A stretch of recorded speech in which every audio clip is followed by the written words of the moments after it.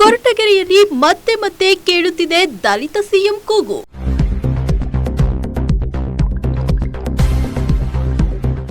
ಪುಟಾಣಿಗಳು, ಅಭಿಮಾನಿಗಳು ಪರಂ ಭಾವಚಿತ್ರ ಹಿಡಿದು ಪ್ರಾರ್ಥನೆ.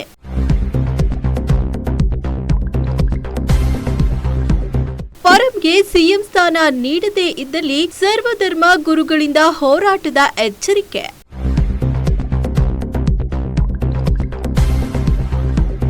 ಮುಂದಿನ ಮುಖ್ಯಮಂತ್ರಿ ಡಾಕ್ಟರ್ ಜಿ ಪರಮೇಶ್ವರ್ ಆಗಲಿ ಎಂದು 2,000ಕ್ಕೂ ಹೆಚ್ಚು ಪರಮೇಶ್ವರ್ ಅಭಿಮಾನಿಗಳ ಸಮ್ಮುಖದಲ್ಲಿ ಸಾಮಾಜಿಕ ಹೋರಾಟಗಾರ ನಯಾಜ್ ಹಾಗೂ ಸಮಾಜ ಸೇವಕ ಸದಾನಂದ ಅವರ ನೇತೃತ್ವದಲ್ಲಿ ಸರ್ವಧರ್ಮ ಗುರುಗಳಿಂದ ಸಾಮೂಹಿಕ ಪ್ರಾರ್ಥನೆ ಸಲ್ಲಿಸಲಾಯಿತು. ಕೊರಟಗೆರೆ ಪಟ್ಟಣದ ಗಿರಿನಗರ ಬಡಾವಣೆಯ ಸಮುದಾಯ ಭವನದಲ್ಲಿ ಏರ್ಪಡಿಸಲಾಗಿದ್ದ ಉಚಿತ ಆರೋಗ್ಯ ಶಿಬಿರ ಹಾಗೂ ಸರ್ವಧರ್ಮ ಗುರುಗಳ ಸಾಮೂಹಿಕ ಪ್ರಾರ್ಥನೆಯಲ್ಲಿ ಪುಟಾಣಿ ಮಕ್ಕಳೊಂದಿಗೆ ಸರ್ವಧರ್ಮದ ಮುಖಂಡರು ಹಾಗೂ ಕಾರ್ಯಕರ್ತರು ಸೇರಿದಂತೆ 2,000ಕ್ಕೂ ಹೆಚ್ಚು ಸ್ವಯಂ ಸೇವಕರು ಡಾಕ್ಟರ್ ಜಿ ಪರಮೇಶ್ವರ್ ಭಾವಚಿತ್ರ ಹಿಡಿದು ಪ್ರಾರ್ಥನೆ ಸಲ್ಲಿಸಿದರು. ಈ ಸಂದರ್ಭದಲ್ಲಿ ಸಮಾಜ ಸೇವಕ ಹೋರಾಟಗಾರ ನಯಾಜ್ ಮಾತನಾಡಿ, ಸರ್ವಧರ್ಮ ಗುರುಗಳ ಸಾಮೂಹಿಕ ಪ್ರಾರ್ಥನೆಯ ಮೂಲಕ 2,000 ಕಾರ್ಯಕರ್ತರ ಸಮ್ಮುಖದಲ್ಲಿ ಡಾಕ್ಟರ್ ಜಿ ಪರಮೇಶ್ವರ್ ಮುಂದಿನ ಮುಖ್ಯಮಂತ್ರಿಯಾಗಲಿ ಎಂದು ಪ್ರಾರ್ಥನೆ ಸಲ್ಲಿಸಿದ್ದೇವೆ. ಒಂದು ವೇಳೆ ಅವರಿಗೆ ಮುಖ್ಯಮಂತ್ರಿ ಸ್ಥಾನ ನೀಡದೇ ಇದ್ದಲ್ಲಿ ಕೊರಟಗೆರೆಯಿಂದ ದೆಹಲಿ ಚಲೋ ಬೃಹತ್ ಹೋರಾಟ ಆಂದೋಲನ ನಡೆಸುತ್ತೇವೆ ಎಂದು ತಿಳಿಸಿದರು. ಇನ್ನು ಕಾರ್ಯಕ್ರಮದಲ್ಲಿ ಹುಬ್ಬಳ್ಳಿ ರೈಲ್ವೆ ಸರ್ಕಾರದ ನಾಮನಿರ್ದೇಶಕ ಜಿಎಂ ಕಾಂತರಾಜು, ತಾಲೂಕು ಕುರುಬರ ಸಂಘದ ಅಧ್ಯಕ್ಷ ಕುರುಡಗಾನಹಳ್ಳಿ ರಂಗಣ್ಣ ಸೇರಿದಂತೆ ಸ್ಥಳೀಯ ನಾಗರಿಕರು, ವಿವಿಧ ಸಮುದಾಯಗಳ ಮುಖಂಡರು ಹಾಗೂ ಸಾರ್ವಜನಿಕರು ಭಾಗವಹಿಸಿ ಶಾಂತಿ ಮತ್ತು ಸೌಹಾರ್ದತೆ ಸಂದೇಶವನ್ನ ಹಂಚಿಕೊಂಡರು.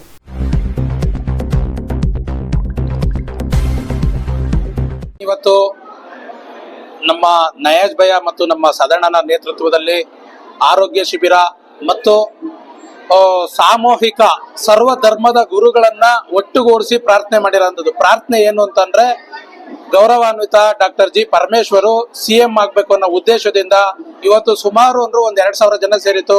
2,000 ಜನ ಅದೊಂದಿಗೆ ಇವತ್ತು ಸಾಮೂಹಿಕ ಪ್ರಾರ್ಥನೆ ಅಂದ್ರೆ ಬಡ ಬಗ್ಗರು ಮತ್ತೆ ಸರ್ವಧರ್ಮದ ಗುರುಗಳು ಇವತ್ತು ಗೌರವಾನ್ವಿತ ಡಾಕ್ಟರ್ ಜಿ ಪರಮೇಶ್ವರು ಸಿಎಂ ಆಗ್ಬೇಕು ಅಂತ ಹೇಳಿ ಸರ್ವಧರ್ಮದ ಗುರುಗಳು ಪ್ರಾರ್ಥನೆ ಮಾಡಿದ್ದಾರೆ. ಇವತ್ತು ಪರಮೇಶ್ವರು 2 ಬಾರಿ ಕೆಪಿಸಿಸಿ ಅಧ್ಯಕ್ಷರಾಗಿ ಅಧಿಕಾರ ತರೋದ್ರಲ್ಲಿ ಯಶಸ್ವಿಯಾಗಿದ್ದಾರೆ. ಸೀನಿಯಾರಿಟಿಯ ಪ್ರಕಾರ ಪರಮೇಶ್ವರನೇ ಮಾಡ್ಬೇಕಾಗಿದೆ ಸಿಎಂ ಆಗಿ. ಹೈಕಮಾಂಡ್ ಕೂಡಲೇ ಅದನ್ನ ಪರಿಗಣಿಸಬೇಕು, ಡಾಕ್ಟರ್ ಜಿ ಪರಮೇಶ್ವರ್ನ ಸಿಎಂ ಮಾಡ್ಬೇಕು. ಯಾಕಂದ್ರೆ ಒಂದೇ ಒಂದು ಆರೋಪ ಅವ್ರ ಮೇಲೆ ಇಲ್ಲ. ಇವತ್ತು ಯಾರ್ಯಾರು ಸಿಎಂ ಆಗ್ತೀನಿ ಅಂತ ಹೊರಟಿರೋರ ಮೇಲೆ ಸುಮಾರು ಆರೋಪಗಳವೆ, ಇಡಿನೂ ರೈಡ್ ಆಗೈತೆ, ಎಲ್ಲಾನು ಇದೆ. ಆದ್ರೆ ಗೌರವಾನ್ವಿತ ಪರಮೇಶ್ವರ್ ಮೇಲೆ ಒಂದು ಚಿಕ್ಕ ಆರೋಪನು ಕೂಡ ಮತ್ತೆ ಅಪರಾಧ ಕೂಡ ಮತ್ತೆ ಯಾವುದೇ ಒಂದು ಪ್ರಕರಣ ಕೂಡ ಇಲ್ಲ.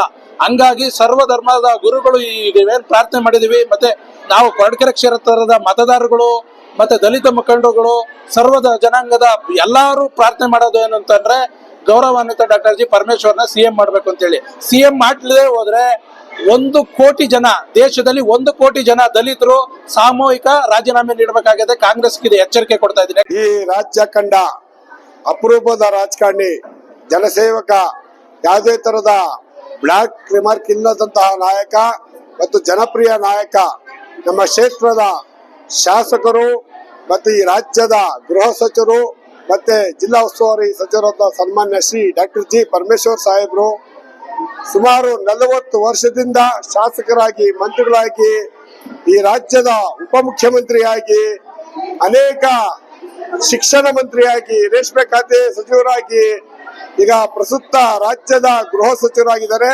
ತಾವು ಹೈಕಮಾಂಡ್ ಅವರು ಸೋನಿಯಾ ಗಾಂಧಿ ಇರ್ಬೋದು, ರಾಹುಲ್ ಗಾಂಧಿ ಇರ್ಬೋದು, ಮತ್ತೆ ವರಿಷ್ಠರು ಇರ್ಬೋದು, ಮಲ್ಲಿಕಾರ್ಜುನ ಖರ್ಗೆ ಸಾಹೇಬರು ಇರ್ಬೋದು, ದಯಮಾಡಿ ಕೊರಟಗೆರೆ ಜನತೆ ಮತ್ತು ತುಮಕೂರು ರಾಜ್ಯದ ಜನತೆ, ದೀನ ದಲಿತರು, ಅಲ್ಪಸಂಖ್ಯಾತರು ಎಲ್ಲರ ಪರವಾಗಿ ಅವ್ರನ್ನ ನಾವು ಒತ್ತಾಯ ಮಾಡ್ತೀವಿ.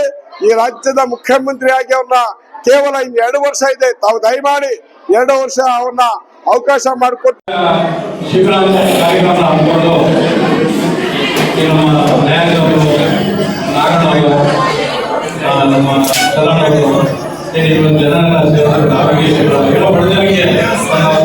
ಸಣ್ಣ ಸೇವೆ ನಾವು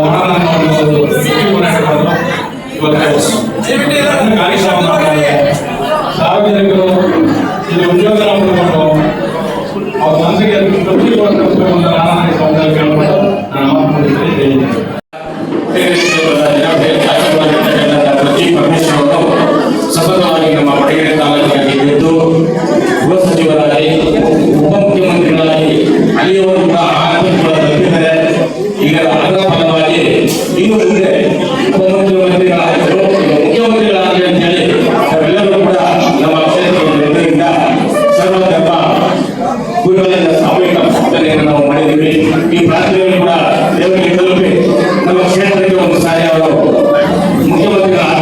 ಕರ್ನಾಟಕ ಸರ್ಕಾರ